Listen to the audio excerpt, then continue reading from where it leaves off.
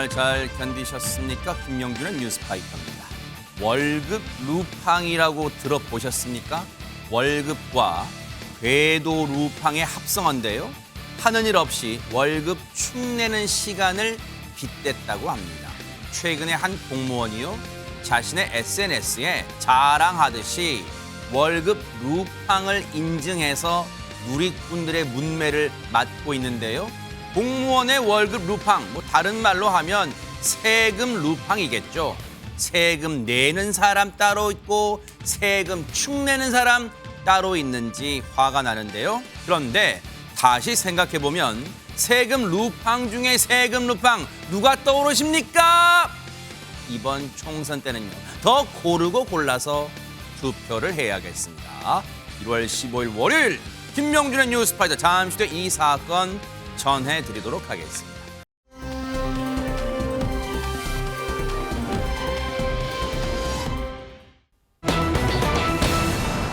제목만 봐도 벌써 화가 치밀어 오르려고 합니다. 허주연 변호사님. 네, 10대 남학생이 60대 경비원과 무차별적으로 몸싸움을 벌이는 영상이 인터넷에 퍼져서 저간의 사정은 잘 모르겠지만 어쨌든 저렇게 10대 소년이 나이 든 어르신을 상대로 저렇게 무차별적인 공격을 하는 것이 온당하냐라는 누리꾼들의 공분을 사고 있습니다. 이런 일이 일어났다는 것 자체가 사실 굉장히 충격적인 일인데요. 당시 상황이 어땠길래 이렇게 온라인에서 이 얘기가 나오고 있는지 영상으로 직접 보시죠. 네. 어느 엘리베이터 앞입니다. 검은 옷 입은 남학생이 저렇게 달려듭니다. 그러더니 학생이 넘어진 남성에게 발길질까지 하는 모습인데요. 세상에. 이러다려는 남성을 또다시 걷어찹니다. 이 남성이 무릎을 꿇은 채 겨우 저항을 해보지만 속수무책으로 맞고 있는 것처럼 보이는 상황입니다. 세상에. 영상이 지금요, 저희가 중간중간에 왜 장면을 멈췄는지, 동작을 멈췄는지, 화면을 정지했는지 여러분 감 잡으셨을 거 너무너무 충격적입니다. 하재근 평론가님. 예, 지난 12일에 경기도 남양주시의 한 아파트 상가에서 발생한 사건인데요. 당시에 한 그 10대 일행이 거기서 뭔가 소란을 피웠던 것 같습니다. 그래서 60대 경비원이 훈계를 했다고 하는데 네. 그 과정에서 말싸움으로 번졌고 그것이 급기야는 몸싸움이 됐다는 거예요. 그러다가 결국 이제 막 서로 막 폭력을 휘두르는 그런 상황이 된 거죠. 그런데 60대 경비원이 어떻게 당해낼 수가 없잖아요. 네. 그래서 쓰러지기까지 했고 결국 거의 정신을 잃는 모습까지 나오게 된 겁니다. 네. 그런데 잠깐 그 영상을 보면 경비원 분이 그 충격, 폭행의 충격에 이 잠시 정신을 잃은 듯한, 왜냐하면 바닥에 주저앉기를 여러 번 했잖아요. 그만큼 충격에, 왜냐면 생각해보세요. 피가 그냥 펄펄 철철 끓는 10대가 지금 60대 상대로 지금 저게 할 짓이에요. 그런데 유인경 평론가님, 저 화면이 움직여요. CCTV 화면 아니에요. 이건 누가 길 가던 시민이 어머 충격적이게 찍은 거예요. 충격이라서 이거 뭐예요? 이거. 그래서 이 사건은 충격이란 단어를 쓸 수밖에 없는 상황입니다. 이 영상은 SNS에 퍼지면서 대중들에게 널리 알려지기도 했는데요. 네. 이 촬영을 한 사람이 바로 폭행을 가한 중학생들의 친구라고 합니다. 뭐라고요? 친구들이 옆에서 지켜보면서 그걸 촬영을 한 거죠. 네. 그리고 그거를 너무나 떳떳하게 SNS에서 올렸습니다. 무슨 무용담이라고 올렸을까요? 근데 이 제작진께서 시청자들 충격을 받을까 봐 제대로 들려드리지는 않았지만 해당 영상에는 폭행을 학생이나 촬영한 학생의 목소리도 담겨져 있습니다.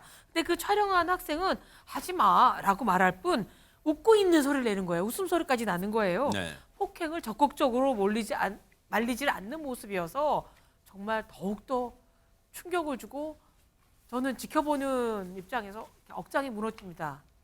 지금요, 대한민국이 어떻게 돼가고 있어요. 10대 애들이 이런 철딱선이 없는 것도 넘어서 지금 그 도를 넘어서 이런 범죄를 저질러요. 그런데 웃으면서 히히 깔깔대고 있어요. 그런데 이 얘기를 주변에 있는 분, 그 상가 건물에 있는 분도 들으셨을 거 아니에요. 얼마나 지금 두려움에 떨고 있을까 얘기 들어보시고 이어가 보도록 하겠습니다. 그러니까 그 사건 일어난 날 우리 작은 소녀딸이 다리 났대. 그러니까 애를 내보내는 게 무서운 거야. 최준봉 교수님 왜 안 그러겠어요? 지금 세상이 아니 이렇게까지 10대 애들이 저게 지금 할지 이게 우리나라가 이렇게까지 무너졌습니까? 그러니까요. 10대 청소년들이 60대 경비원을 저렇게 때리고 저렇게 한다는 게 말이 됩니까, 저게? 물론 뭐 몸싸움이라고 얘기하는데 누가 봐도 저거는 일방적으로 지금 60대 경비원이 맡고 있는 모습이잖아요. 그래놓고 지들끼리 히히 깔깔 뭐 어쩌고 저쩌고 하고 있고 지금 그러면서 진짜 찍었다는 거 아니에요. 영상을 찍었을 때 유포까지 됐는데 이 변명이 혐행인데 물론 이거는 사실관계를 확인해 봐야 될 것 같아요. 해명이 어떻게 나왔냐면 네. 그 폭행을 저질렀다고 하는 이분, 10대들은 뭐라고 얘기하냐면 이게 폭행이 아니라 스파링을 한 거래요. 스파링. 뭐라고요? 그렇게 지금 해명을 하고 있어요.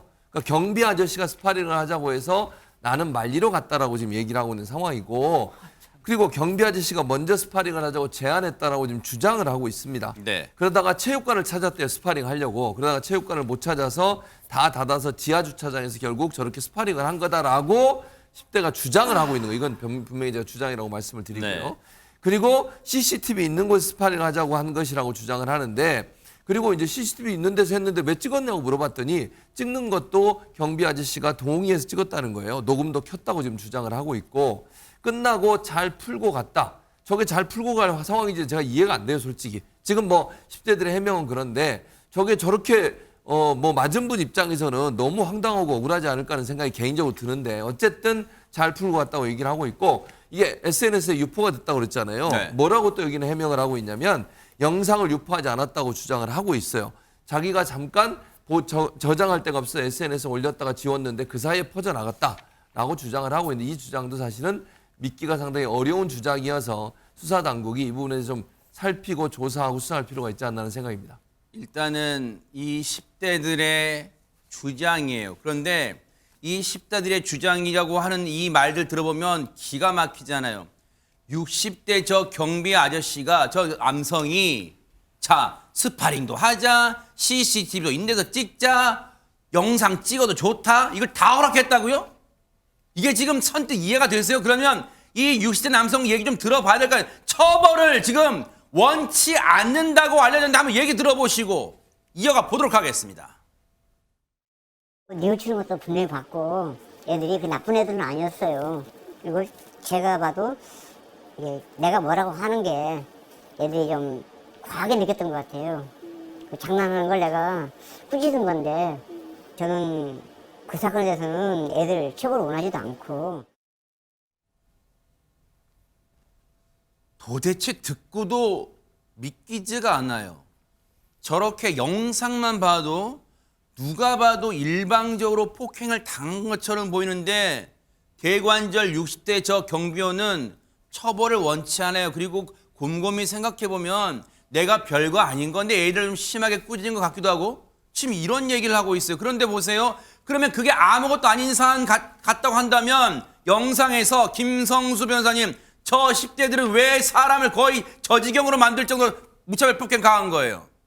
예, 아무래도 이게 영상이 굉장히 일부분이다 보니까 전체적인 사실관계는 저희가 알 수 없는 부분이 있지 않습니까? 그리고 일단 지금 현재 이 영상에 나왔던 이 경비원 분께서는 이게 뭐 이런 사안이 있었고 이에 대해서 뭐 어쨌든 지금 처벌을 원치 않는다 이렇게 이야기를 하고 있기 때문에 이게 만약에 폭행죄라고 한다면 처벌을 원치 않는다고 하면 이게 별도의 처벌이 되지 않는 거거든요. 어허. 그렇다 보니까는 아마 이게 상해죄나 이런 다른 제목이 아닌 이상 폭행죄고 처벌을 원치 않는다고 하면 여기서 종결이 되지 않을까 사건 자체는 그렇게 보이는 부분이 있습니다. 폭행죄는 그 피해를 당하신 분이 처벌을 원치 않는다고 하면 죄를 물을 수가 없어요. 폭행죄는? 예, 이 폭행죄라는 것이 반의사 불벌죄라고 해서 이 의사를 피해자의 의사에 반해서는 처벌을 할 수가 없는 겁니다. 그렇다 보니 지금 이제 이게 처벌을 원치 않는다고 했고 경찰에도 이 의사를 얘기를 한 것 같아요. 그렇게 네. 되면 폭행죄로만 본다고 하면 처벌이 이루어지지가 않을 것이기 때문에 아무래도 그렇게 종결이 되지 않을까 이렇게 좀 생각이 되는 부분이 있습니다. 그 죄가 폭행죄라면 피해를 당하신 분이 즉 맞으신 분이 피해를 처벌을 원치 않으면 처벌할 수 없답니다. 이게 죄라 이게 현행 법이래요. 그런데 보세요. 그 무차별 폭행 가한 그 10대에게 보세요. 이것만큼은 용서할 수 없다 이런 말을 남기기도 했는데요. 얘기 들어보시고 이어가 보도록 하겠습니다. 여기서 다 얘기 듣고 가는 게 끼었으니까 어떻게 될지 몰라도 나는 그거를 처벌하고 싶어요. 그냥 조용히 넘어간 일을 갖다 이게 무슨 정신이에요 지금. 나를 아는 사람은 다 할 정도인데 나 이거 명예훼손으로 고발할 거니까. 나 교장한테 금방 통화해 말했어요. 교장한테 나 이거 명예훼손으로 고발하겠다고. 이 남성, 60대 남성도 글쎄요, 조금은 이해할 수 없는 부분이 많아요. 보세요.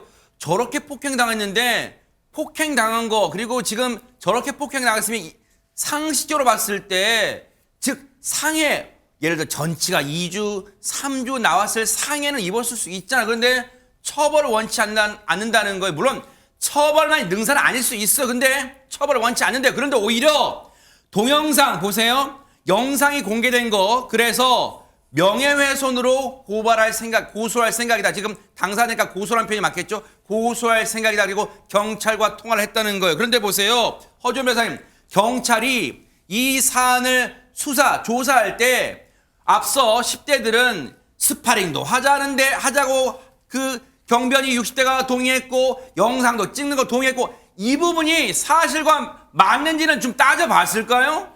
글쎄요, 그 부분도 수사 대상이 됐을 거라는 생각은 듭니다. 그런데 일단 지금 이 폭행을 가한 것처럼 영상에서 보이는 그 남성이 부모와 함께 와서 반성의 뜻을 밝히고 사죄한다는 뜻을 밝힌 상황이긴 한데, 경찰은 이 학생을 상해 혐의로 입건을 했다고 해요. 아하. 그런데 상해죄라고 하는 것은 반의사불벌죄는 아닙니다. 그래서 처벌될 가능성은 있지만 이게 실제적으로 처벌로 이어지기는 제가 조금 자신 있게 말씀을 드리기가 좀 어려운 부분이요. 지금 경찰이 상해 혐의로 입건한 근거는 영상에서 이 경비원이 3초 정도 기절한 장면을 가지고, 사실 우리가 외상이 없다고 하더라도 이렇게 기절을 하는 시간이 오래되면은 생리적 기능이 훼손됐다고 봐서 상해죄로 의율한 판례가 있거든요. 그래서 그걸 근거로 지금 상해죄로 입건을 한 것으로 보이는데, 이때는 시간이 좀 짧았어요. 판례에서는 굉장히 장시간 기절한 사례였거든요. 그리고 보통 실무적으로는 피해자가 상해 진단서를 제출해야지 이게 상해죄로 의율될 가능성이, 증거로 채택이 돼서 의율될 가능성이 높은데, 지금 이 경비원 얘기에 따르면 고소 의사가 없다고 하니까 아마 상해 진단서도 제출하지 않을 가능성이 높아 보이거든요.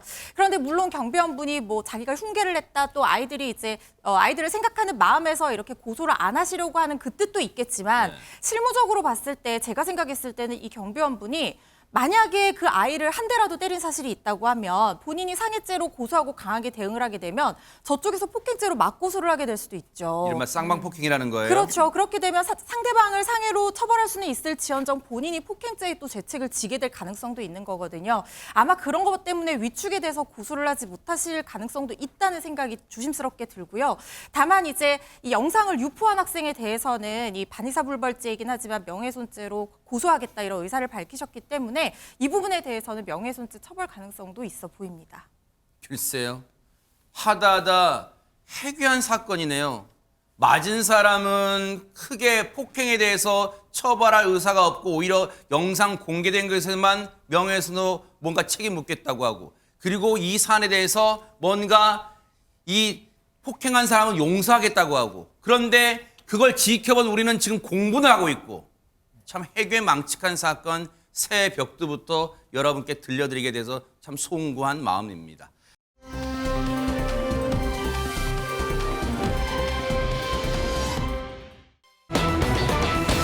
자, 분위기 바꿔보겠습니다. 저희가 며칠 전에 서정희 씨가 아주 달달한 새로운 사람과 이 사랑을 꽃피워가고 있다, 이런 얘기 전해드렸잖아요, 허준 변호사님. 네, 부럽습니다. 서정희 씨와 서정희 씨의 6살 연하 건축가 남자친구의 알콩달콩 연애 소식을 저희가 전해드렸는데, 네. 그때 저희가 살짝 사진을 보여드리긴 했었는데, 아하. 바로 저 사진이었거든요. 그랬죠, 네. 옆모습입니다. 아. 얼굴이 궁금한데 살짝 45도 각도로 틀은 저 모습만 어머, 나와서 네네. 얼굴이 어떤 분이시지 이렇게 굉장히 궁금했거든요. 네. 그런데 네. 그분이 지난주 MB의 대표 프로그램이죠, 이 동치미에서 네. 드디어 서정희 씨 남자친구 얼굴이 공개가 됐습니다. 어머, 대박 사건! 영상으로 한번 확인해 보시죠. 네. 엄청 젊으시네. 엄청 젊으신데? 안녕하세요. 건축가 김태현입니다. 열애설 기사까지는 저는 잘 모르겠지만 기사의 주인공은 맞습니다. 웃는 모습이 굉장히 매력 있으시네요. 웃는 모습이 약간 배우처럼 웃으셔. 이병헌 씨처럼. 어머, 대박 사건. 지금 모습만 봐도 시청자분들 어머 이거 감탄사를 연발하실 텐데 뭐 이 잘생김 정도가 건축가가 아니라 그냥 배우삘이 느껴지는데요. 그렇죠. 옷차림도 뭐 비니 젊은 래퍼들이 줄 수 네. 그런 거에다 갖다 왔는데요. 어허. 이 남자친구 김태현 씨가 공개되자마자 시청자들보다 거기 참석했던 동료 연예인들이 시기 질투와 아까 그러네 진짜. 박수와 뭐 이렇게 다 쏟아졌답니다. 왜냐하면 네. 사실 60이 넘고서 어떤 남자로부터 눈에 꿀이 뚝뚝 떨어지는 건 불가능하거든요. 사랑에 빠진 줄 알았더니 심부전증으로 오해받는 나이여야 되는데 너무 사랑하는 모습이 보여지기도 했고요. 그다음에 목소리가 좋다, 안정감이 있다, 직업도 건축가란다, 뭐 등등등등 해서 부러움을 샀는 데다가 김태현 씨한테 어떻게 해서 이렇게 사귀게 됐냐 그랬더니 서정희 씨, 자기는 건축가인데 서정희 씨의 인테리어 감각이 너무나 탁월하고 상상을 초월할 정도로 뛰어나서 같이 협업을 해보자고 제안을 했었고 일하는 동지를 만나면서 아, 이 사람이 이렇게 상상력이 있다니 이런 재능이 있다니 그래서 일을 통해서 관계가 시작됐다고 하고요. 네. 최근에 서정희 씨가 집을 지었습니다. 아하. 그 집에도 김태현 씨랑 서정희 씨랑 같이 힘을 합해서 지었다고 네. 합니다. 그 집에 같이 사는 건 아니에요. 네. 네네. 집만 같이 지었답니다. 그렇죠. 네네. 네. 그런데 앞서 보세요. 영상만 공개됐는데도 물론 스튜디오에 출연한 게 아니었어요. 영상만 공개됐는데도 그 영상 속에 그 남자친구를 김태현 씨를 바라보는 서정희 씨 얼굴이 막 화끈 달아올라더니 막 종이로 부채질 막 손부채질 하는 모습도 봤는데 1년째 연애 중이라는데 과연 서로의 매력 포인트는 뭐였을까요? 들어보시고 이어가 보도록 하겠습니다. 굉장히 독특한 매력의 소유자예요. 굉장히 순수하고요. 굉장히 섬세하고 어떨 때는 또 반대로 굉장히 터프해요. 제가 만나왔던 분들 중에는 가장 독특하다랄까? 긍정적인 의미로 그런 부분이 매력이 굉장히 깊은 것 같아요. 저는요 정리정돈을 제가 사실은 엄청 잘하거든요. 그래서 저는 저보다 잘하는 남자를 본 적이 없어요. 어머 맞게 네, 만났네. 저보다 더 잘하고 또 전선줄 요만한 거 하나도 다 고무줄로 묶어서 정리를 해놨어요. 근데 거기에 제가 딱 꽂혔고 저는 만나서 지금까지 대화한 게 사랑의 언어 뭐 그런 거 잘 모르겠어요. 그냥 자재 보러 가고 그리고 같이 고르고 좋다 싫다 계속 나누고 이렇게 디자인을 하면 그 부분을 좋으면 정확히 좋다고 하고 싫다고 하거든요. 뭘 알아야지. 거의 둘이 맞아. 딱 맞는 거예요. 야, 이 얘기 들으면 진짜 우리 시쳇말로 그런 얘기 하잖아요. 하재근 평론가님.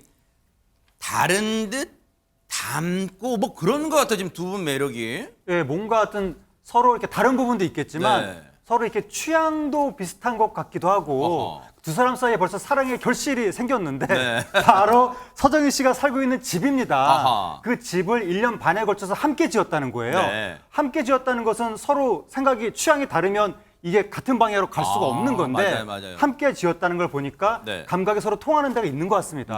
네. 어머, 이 그 집인가 봐요. 대박 그렇습니다. 사건. 뭐 지하 1층, 지상 2층이라고 하는데 어머나. 곳곳에 서정희 씨의 디자인 감각이 다 들어갔다는 뭐 거예요. 집이 그냥 숨바꼭질 해도 그래서 되겠어요. 뭐 화보에 네. 나올 것 같은 그런 디자인인데 어머나. 그 안에 뭐 많은 분들이 로망으로 생각하는 넉넉한 수납 공간이라든지 와. 그런 것들도 들어있고 네. 특히 2층 화장실이 또 화제가 됐는데 유리로 되어 있는 개방형 화장실이라고 합니다. 아, 이게 집이 회사 건물이 아니라 대박 회사나 사건. 뭐 네. 숙박시설이 아니라 본인 와, 집인데 네. 2층이 또 개방형 유리로 되어 있는 화장실이라고 해서 네. 외부 손님이 갔을 때 큰일인데 라는 생각도 들지만 네. 네, 다행히 1층하고 지하에는 별도의 화장실이 있다고 하고 네. 또 뭐 지하에는 뭐 대형 TV도 설치가 돼 네. 있고 지하 화장실은 또 사우나를 즐길 수 있게 어머나. 그런 식으로 또 꾸몄다고 합니다. 아니 저기 초대받아서 손님이 가더라도 그 손님이 집이 미러 갔잖아요. 근데 여보세요 서정희 씨 나 지금 여기 어딘데 나 좀 데리러 와줘 나 어디 갇혀 있어 지금 그럴 정도로 집이 정말 매력적입니다. 김성수 변호사님.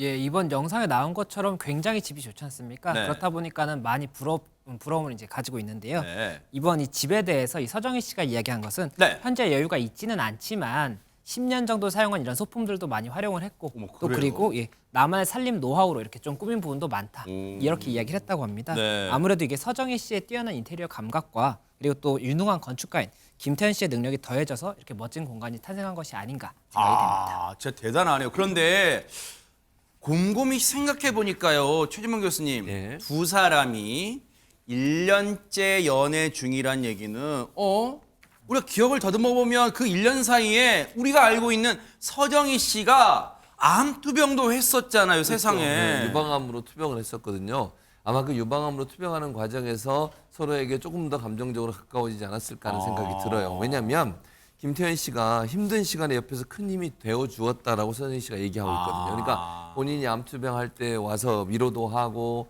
또 뭐 말도 건네주고 이런 것들이 있었던 것 같아요. 뭐 자세한 얘기는 안 했지만 유방암 투병 중에 옆에서 큰 힘이 되어줬다고 하는 말만 들어보면 그게 아마 하나의 계기가 됐을 거고 또 서정희 씨가 뭐라고 얘기했냐면 항암 치료를 해서 머리를 깎았잖아요. 네. 이거 다 기억하실 거예요. 그랬죠, 그때 모자 맞아요. 쓰고 다니고 그러셨거든요.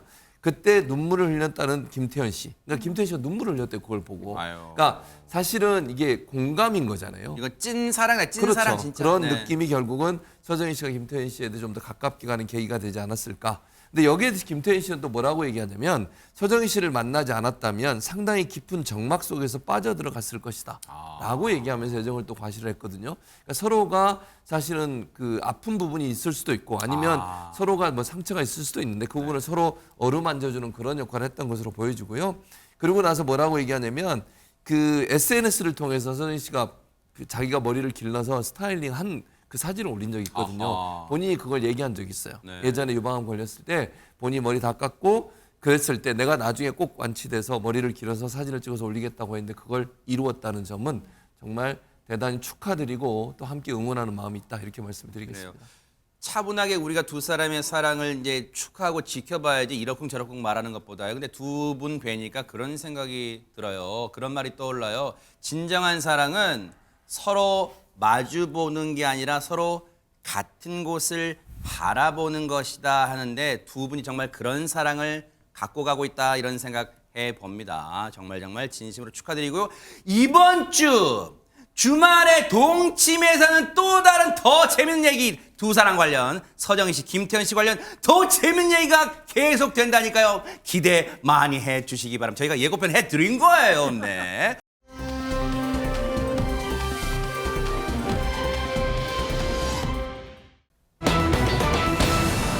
내 매니저는 연습생 출신 엄마.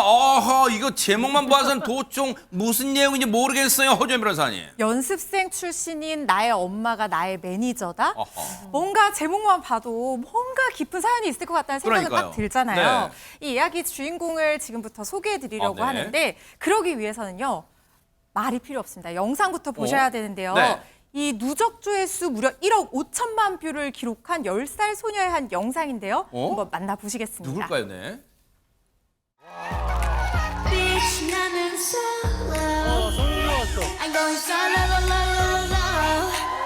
이게 스타성인가 봐. 대박이다.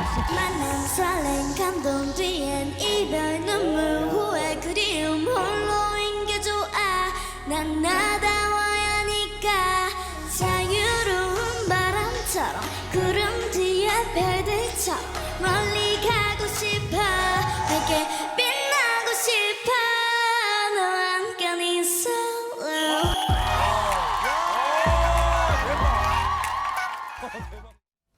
어머 대박 사건 반가운 얼굴이네요. 뉴스파이터에서 소개해드렸던 정초와 양인데 하재근 평론가님 이 영상 뷰가 몇 뷰를 기록했다고요? 1억 5천만 뷰라고 합니다. 대박 사건. 어마어마한 조회수거든요. 그 정도면. 어머. 바로 이제 정초와 양이 불타는 장미단에서 선보였던 저 무대. 어머. 저 무대 영상이 1억 5천만 뷰를 돌파했다는 어머나. 거예요. 정초와 양이 올해 10살의 K-팝 신동인데 어머나. 별명이 리틀 제니입니다. 아하. 블랙핑크의 멤버 제니 씨랑 너무 비슷하다고 해서 네. 여기서 제니 씨의 노래를 부른 거였거든요. 네. 제2의 블랙핑크가 될 수 있다는 얘기가 나오고 있는데 네. 지금 워낙에 화제가 되면서 최근에 정식으로 앨범을 발표하면서 그래요? 데뷔를 했고 어허. 근데 같이 다니는 매니저가 있는데 그 매니저가 운전도 해주고 춤도 가르쳐주고 그러고 있는데 네. 바로 정초와 양의 어머니라고 합니다. 아 그래요. 물론 이런 신동들 같은 경우에는 뭐 지금 말씀하신 대로 어머니나 가족분들이 매니저를 해주는 경우가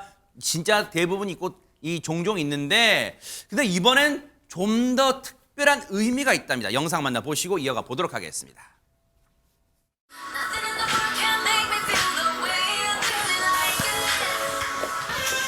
달리 해주고 힘줘야 돼. 안 힘든 것처럼. 이모랑 늘어지지 말고 딱딱 그냥 맞춰야 돼. 잘 봐봐. 표정 이렇게 지으면 안 되겠지? 이렇게 하면 열심히 해도 대충 한 것 같잖아, 그치? 손 제대로. 둘, 하나, 둘. 살짝 움직여야지. 어떻게 이렇게 하고 발만 움직여. 얌전하고 조용하고 숨 마시는 애기. 그래서 좀 반대를 했죠. 좀 단단해진 다음에 해도 되니까 이 일은. 솔직히 말야 나 쉬운 애 아니야 나 I'm not glamour boy 귀엽잖아 not good boy 저 고등학교 때부터 했었어요. 잘 된 친구도 있어요. 그래서 이렇게 보면은 되게 좋더라고요. 좋으면서도 이제 한편으로는 나도 되게 열심히 좀 해볼 걸. 어릴 때쯤 해봤으니까. 네, 그래서 잘 알고 있죠. 힘든 길이라는 걸. 어머나, 지금 우리가 영상 초반만 해도 시청자분들이 최재명 교수님 그러셨을 거예요. 아니 너무 호랑이 엄마처럼 하는 거 아니야? 라고 했는데 이유가 있네요. 본인이 연습생 출신이에요. 그러니까 고등학교 때부터 2년간 연습생으로 참여를 했는데 결국 이제 본인은 중간에 포기를 했고 다른 분들 중에 뭐 친구라는 표현을 썼는데 잘된 분도 있다잖아요. 그러니까 이 연예계 생활을 잘 아는 거예요. 그러네요. 본인이 2년 동안 이미 어떤 가수가 되기 위해서 열심히 노력을 했지만 결국 이제 포기하고 말았지만 그러다 보니까 아이에게도 그런 얘기를 해줄 수 있는 거죠. 경험했기 때문에 얘기할 수 있는 거 아니겠어요? 전혀 이 생활을 모르면 사실은 아이한테 그런 얘기를 해주기가 쉽지 않아요. 근데 이렇게 날카롭게 지적할 수 있었던 것도 본인이 평소에 예전에 했던 경험들이 바탕이 돼서 얘기해 주는 거고 처음에는 정초아 양이 연예계에 오는 거를 별로 좋아하지 않고 반대했대요. 워낙 소극적인 성격이래요, 초아 양이. 그러다 보니까 엄마 입장에서는 아이가 상처받지 않을까 이래서 걱정을 했는데 그래도 열심히 하는 모습을 보고 지금 이제 적극적으로 밀어주는 그런 상황이 된 건데 이 정초아 양 어머니가 뭐라고 그러냐면 자신이 중간에 포기했던 이유 중에 하나가 날카롭게 본인의 어떤 무대나 아니면 어떤 연습생의 모습에서 지적해준 사람이 없어서 그랬다고 판단하신 것 같아요. 그러다 보니까 딸임에도 불구하고 조금 더 날카롭게 지적해주는 것, 그것이 딸을 위해서 필요하다고 생각해서 이렇게 한다고 얘기했고 초아 양도 뭐라고 얘기하냐면 엄마의 잔소리가 듣기 싫을 때도 있지만 다 이유가 있다고 생각해서 들어야 한다고 생각한다. 이렇게 얘기하면서 성숙한 모습을 보여줬어요. 그러네요. 생각해보세요. 그냥 대충 영혼 없이 잘한다, 잘하네, 어이구 잘하네, 어이구 이런 건 돌이켜보면 나중에 아무 도움도 안 된다는 근데 진짜 이 쓴 말을 해주는 게 엄마로서 지금 얼마나 가슴 아플 거예요. 그래도 해주는 거예요. 그런데 이 엄마가 누구보다도 어쨌든 초아 양을 위하는 마음이 클 거 아니에요. 영상 하나 더 보시고 이어가 보도록 하겠습니다. 나 스크램블로 먹어야 되지. 엄마 나 밥 많이 밥을 잘 먹어요. 사람들이 이제 말라가지고 조금밖에 안 먹겠지 하는 좋아하는 건 정말 많이 먹어요. 먹는 게 행복인데 먹는 게 행복이야? 응 먹어야지 29일 의상 입혀보니까 허리가 조금 더 커서 수선 조금 더 해가지고 가려고요. 꿈이라고 하든 꿈이 아니라고 하든 이게 좋은 추억이 될 수 있잖아요, 쟤한테는. 몇 분도 안 돼서 날 재촉해 놀라고 싶다는 듯이 너를 아니 10살밖에 안 됐는데 뭐 이렇게 인생 많이 산 것처럼 대견한 말을 해요. 그래요. 먹는 게 행복이잖아요. 네. 먹는 게 행복인 건 저도 똑같은데 몸은 왜 이렇게 다를까요? 나이도 다르고요. 네. 근데 이 정초아 양이 또 명언을 했습니다. 먹는 건 행복이지만 살이 안 찌는 이유는 꾸준한 연습 때문이라는 겁니다. 멋진데요? 무대는 순간적으로 지나가는데 조금이라도 실수를 해서는 안 되기 때문에 연습하고 또 연습을 한다라는 겁니다. 정말 10살밖에 안 됐지만 너무나 노련한 프로 정신이 이제 돋보이기도 하고요. 그리고 또 엄마가 볼 때도 딸이 안 먹어 하는 것보다 저렇게 잘 먹어주면 얼마나 이쁘겠어요. 그러니까요. 모든 이제 시청자나 국민들이 알게 됐지만 제니 닮았다라고 하잖아요. 근데 너무 다행히 초아 양의 꿈도 블랙핑크의 제니 같은 한국의 팝 스타가 되는 거라고 하니까 지금부터 우리가 또 주목하고 미리 박수 쳐주고 싶습니다. 그러니까 뭐 충분히 될 능력과 자질이 있다고 생각이 됩니다. 앞으로의 이 무대 모습도 기대를 해보도록 하겠습니다. 그런가 하면 초아 양 못지않게 정말 효심 가득 찬 노래를 부르는 신동이 또 있다고 하는데요. 대체 누굴까요, 허재 변호사님? 초아양도 어리잖아요. 네. 그런데 초아양보다 2살 어린 친구가 있습니다. 어머나? 8살인데 벌써부터 이 깊은 효심으로 진한 목소리로 노래를 부르는 친구가 어허. 있거든요. 작년에 혜성처럼 등장한 바로 이 친구인데요. 이번에도 백문이 불여 일견입니다. 어허. 노래 부르는 모습부터 보고 오시죠. 네네. 꽃이 피었네 꽃이 피었네 우리 엄마 젊었을 적에 눈물이 나요 눈물이 나요 나 때문에 변한 것 같아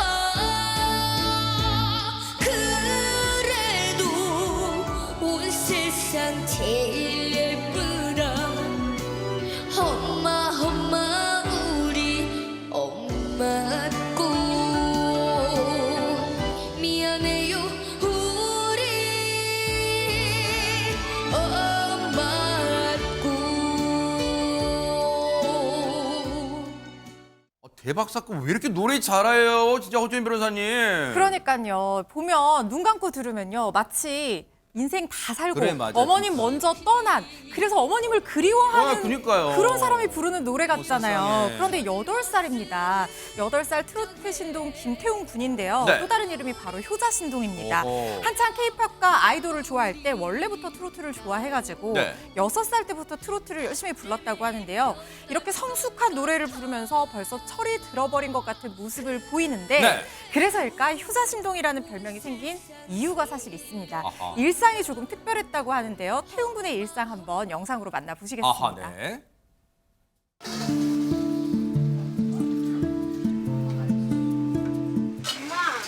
너 좀 도와줄까? 아니 괜찮아요 괜찮아 아유 미안해 엄마가 바빠서 지금 어떡해 우리 아들 힘든데 조금만 앉아있어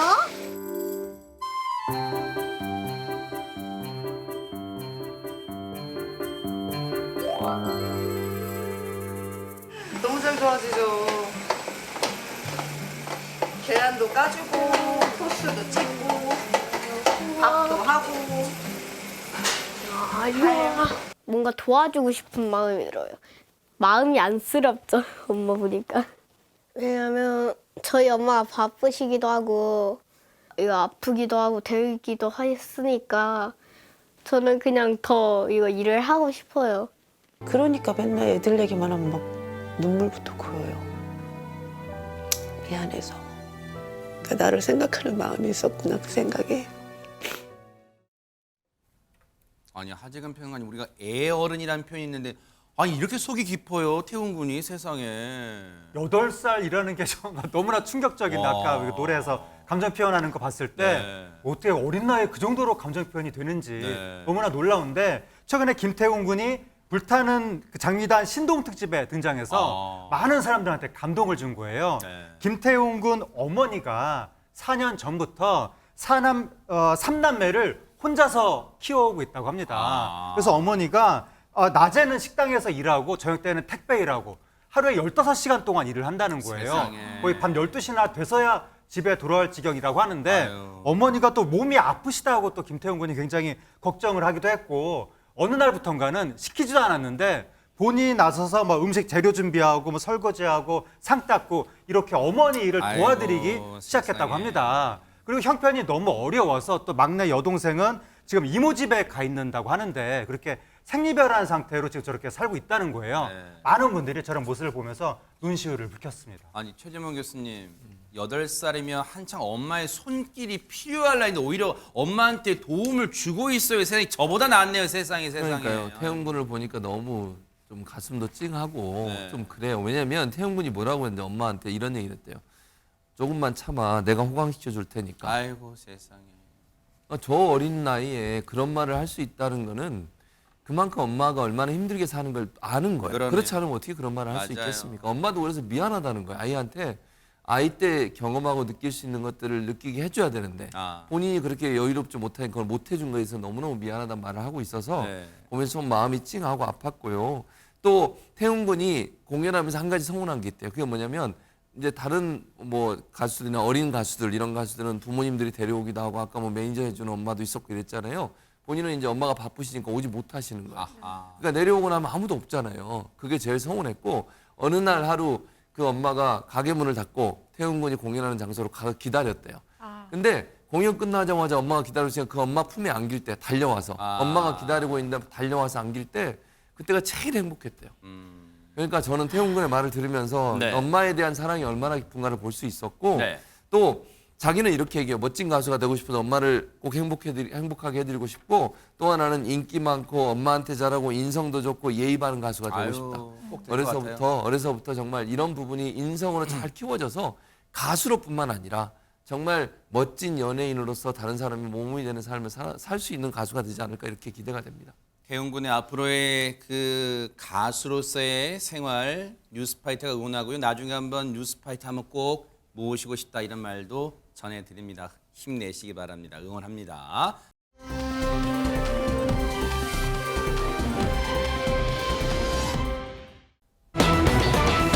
자, 분위기 바꿔볼게요. 주말 내내 봉다리 뒤집어 쓴 한동훈 비대위원장의 사진이 화제가 됐는데 발단이 된 게 있어요. 이 발언 때문이었습니다. 한번 들어보시고 이어가 보도록 하겠습니다. 저는 부산을 너무나 사랑합니다. 저는 지난 민주당 정권에서 4번 좌천을 당하고 압수수색도 2번 당했었는데요. 그 처음이 바로 이곳 부산이었습니다. 저는 그 시절이 참 좋았습니다. 그 이유는 바로 그곳이 바로 이곳 부산이었기 때문입니다. 저는 그때 저녁마다 송정 바닷길을 산책했고 서면 기타학원에서 기타 배웠고 사직에서 롯데 야구를 봤습니다.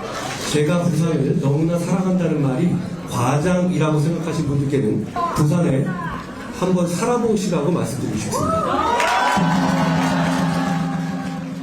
저게 부산을 방문했을 때 했던 발언인데 저게 어디서 뭐가 발단이 됐다는 걸까요? 하재근 평론가님. 예, 이제 한동훈 그 비대위원장이 부산 시당에서 이야기를 한 건데 민주당 정권 당시에 자신이 4번 좌천을 당했었고 첫 번째 장소가 부산이었다. 근데 나는 당시가 좋았다. 당시에 저녁마다 송정 바닷길을 산책했고 또 서면은 기타학원에서 기타도 배웠고 그리고 사직에서 롯데 야구도 봤다. 이렇게 얘기했거든요. 네. 거기에 대해서 민주당 최민석 대변인이 논평을 냈는데 네. 한 위원장이 부산에서 일했던 시기는 2020년 1월부터 6월로 당시는 프로야구 경기가 코로나19 여파로 취소되거나 무관정으로 치러졌을 때다. 근데 한동훈 위원장이 어떻게 직관을 했다는 말인가? 방역수칙을 어기고 몰래 경기장에 들어가기라도 했다는 말인가? 이렇게 의혹을 제기한 겁니다. 왜냐하면 그 시기는 딱 좌천됐던 시기는 나오니까. 근데 여기에 대해서 그러면 국민의힘이나 한동훈 비대위원장은 뭐라고 얘기하고 있을까요? 김성수 변호사님.